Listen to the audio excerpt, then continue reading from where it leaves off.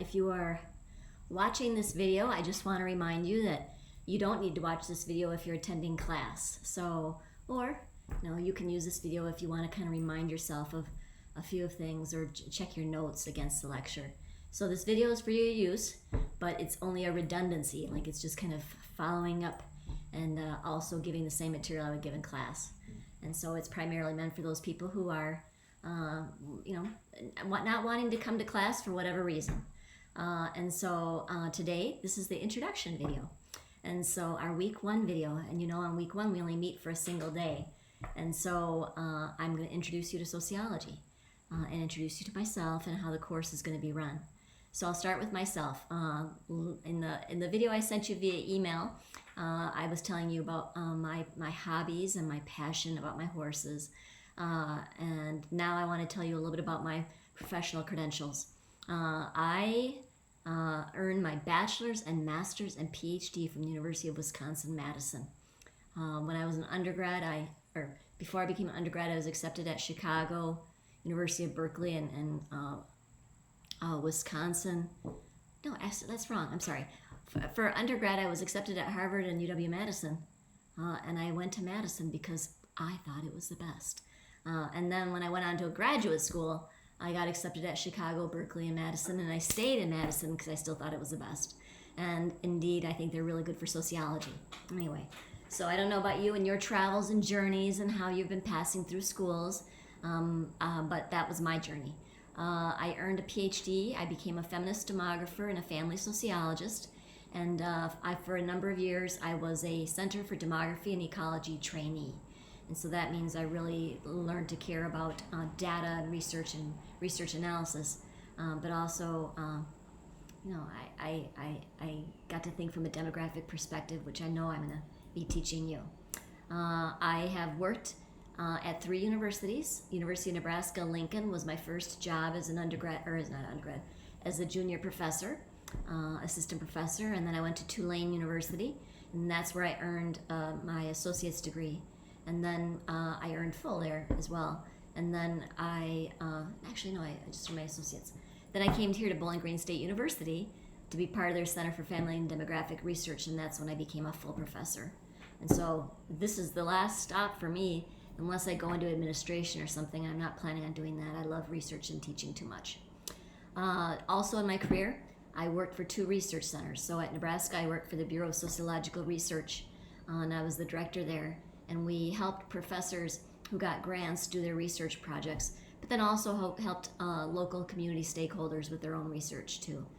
So for example, we helped, one person got a grant to look at drug use among Nebraskans.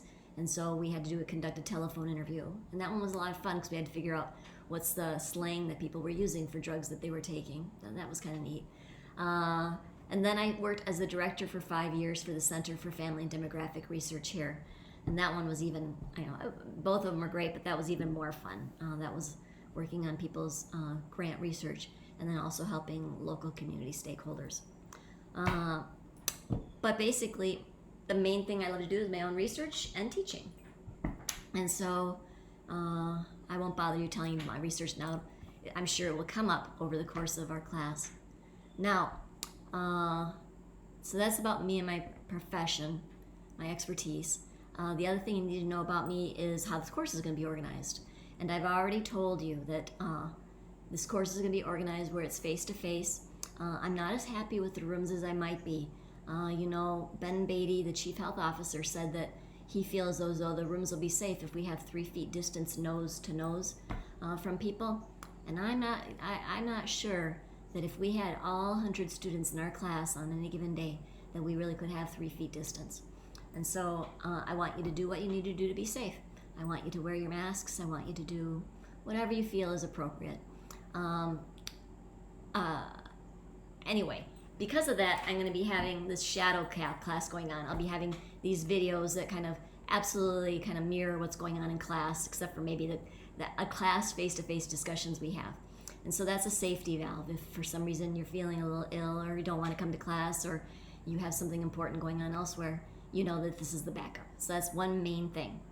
The other thing is that if you look at the courses organized in weeks, And so if you go into the modules area of our Canvas course shell, you'll see week 1, week 2, and that in each week of the semester, you just open that up and you're going to find a short podcast from me saying what's the big goals for the week, what you should really focus on, a worksheet that kind of tells you what are the lectures and readings and activities you should do to really know the material and whether there's any homework assignments due coming up.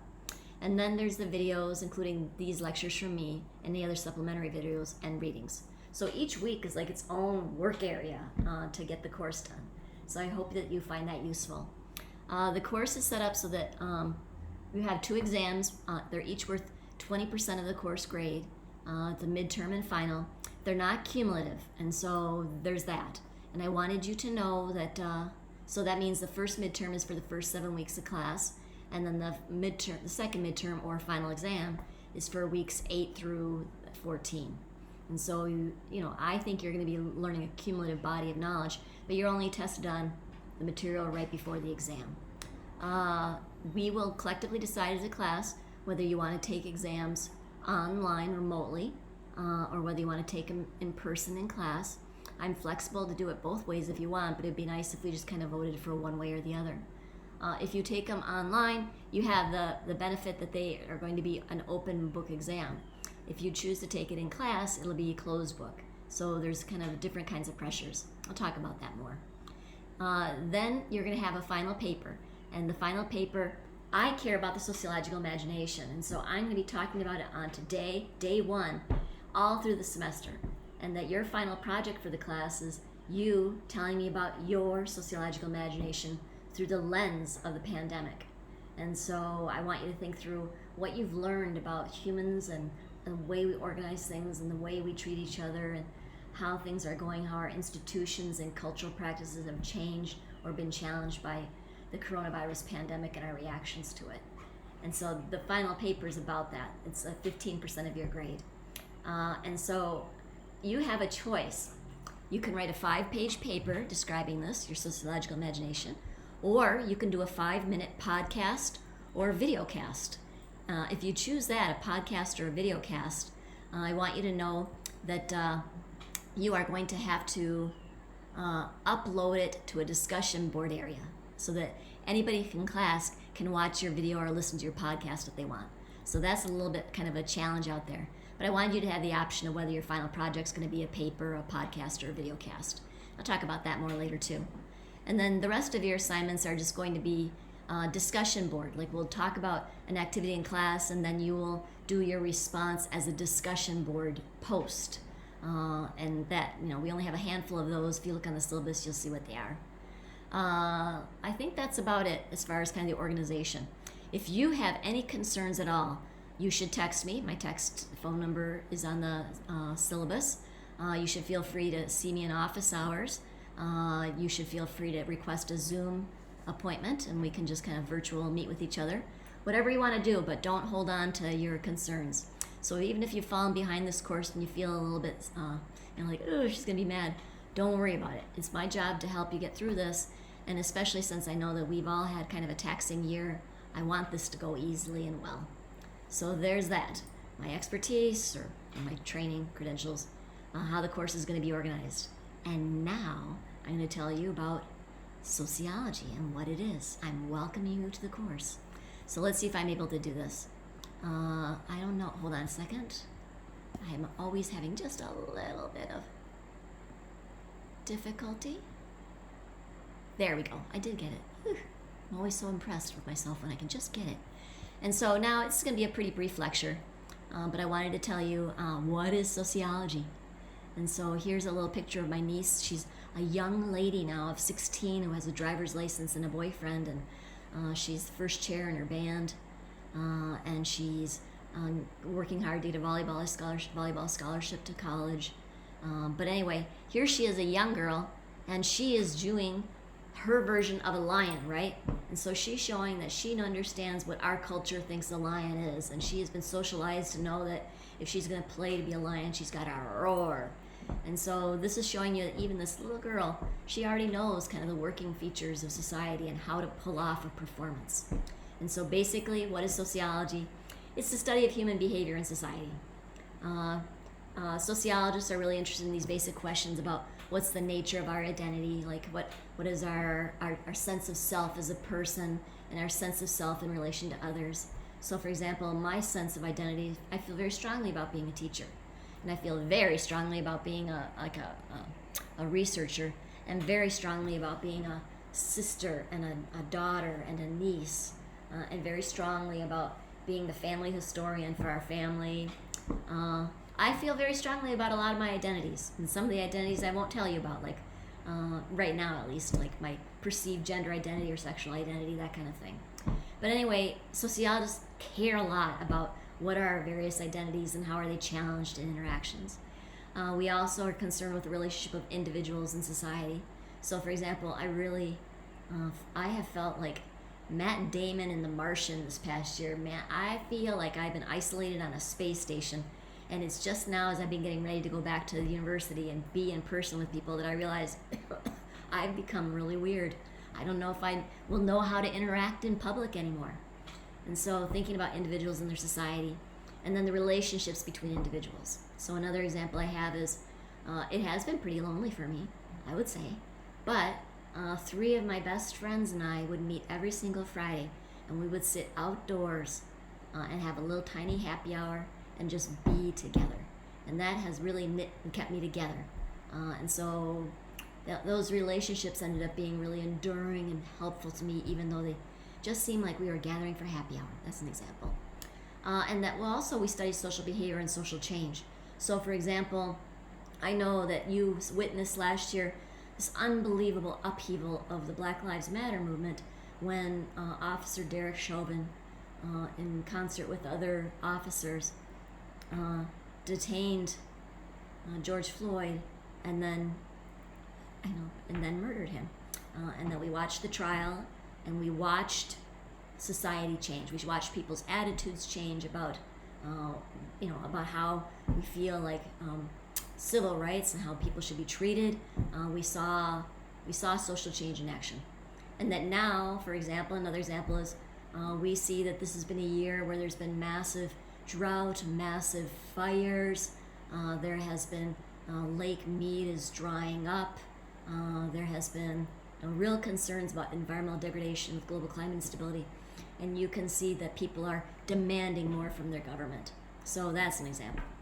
And so C. Wright Mills is the person who developed this idea of the sociological imagination. How can people confront the society around them and really understand it so that they can make choices about how to solve social problems? He was really motivated to think of sociology as not just a science, but as a form of activism that really empowers people to think through what truly is democracy and freedom. So, he's not my favorite sociologist, but he's useful for what I want to do for this class. Okay, so what is sociology then again? It's a systematic study of relationships between the individual and society and the consequences of difference. It's how social relationships influence people's attitudes and behaviors. It's how major social institutions affect us, so how bureaucracies affect us. And it's how we affect individuals, groups, organizations, and institutions. And believe me, I'm going to talk to you a lot about social institutions and bureaucracies this semester, because I think as young people, you probably are really caught into a lot of bureaucracies right now, so you're already forming opinions about the positive and negatives of them. Okay, and so sociology, what I want you to know is, I will be honest with you, and I will give you my opinions, my Laura Sanchez, 57-year-old woman opinions about things, and I am sure you have your opinions about things, and I will be glad to hear them. But sociology is actually an empirical discipline. It's a science. It's truly a science. And so our research is based on careful, systematic observation and not our assumptions or speculation, and that we have to conduct our science in such a way that it's replicable, meaning that someone could read what we did and they could gather their own data and do it again as well, and that it's not just social commentary.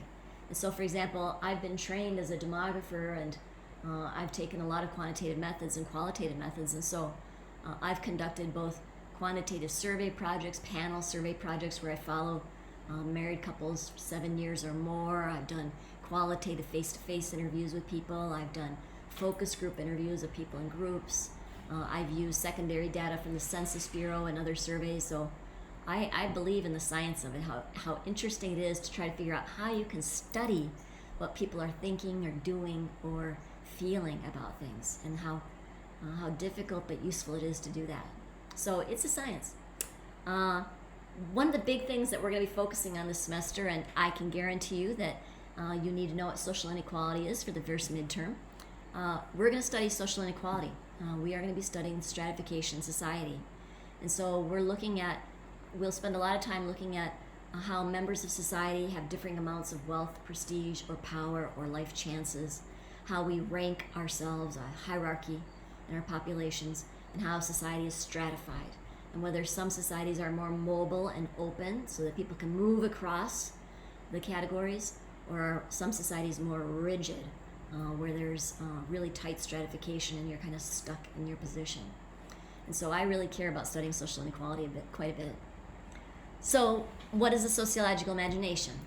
I already told you about C. Wright Mills. He was a scholar he was born in Texas and spent his first 23 years of his life in Texas. And he got his undergraduate degree at, I think, UT Austin. And then he got his PhD at the University of Wisconsin-Madison, woohoo, just like me. And he worked at Columbia University, worked for a time at Chicago, went to Copenhagen. But mostly he spent his time at Columbia when he was working. He died young. But he did not die before making sure that we knew that he felt as though we were supposed to see the world as it is, and make choices about how to make it better. And so the sociological imagination, according to him, was this ability to see social patterns that influence life. And so he wrote about this ability in this book, The Sociological Imagination. And he said it's the task, the job of sociology, to understand the relationship between individuals and their society. And that it's the ability to see social patterns that influence an individual as well as groups of individuals. And so how do we treat refugees? How do we treat the poor? How do we either have inequality by gender and race or don't? How do we identify a problem and change it? Who gets to define what the problem is? And so he asked us to be really critical and reflect on that. And so he says that if you develop a sociological imagination, the first fruit of a sociological imagination, this is directly from the book, is the first lesson of the social science that embodies it is the idea that the individual can understand his or her own experience and gauge his or her own fate only by locating him or herself within his period. That he or she can know her own chances in life only by becoming aware of those of all individuals and her circumstances. The sociological imagination enables us to grasp history and biography and the relations between the two within society. And so, if you have a really good sociological imagination, you know your own life story, you are aware of your life story, and you are aware of how your moment in history is impacting your life story, and you are aware of how your society and its institutions and its types of people are influencing your life chances as well.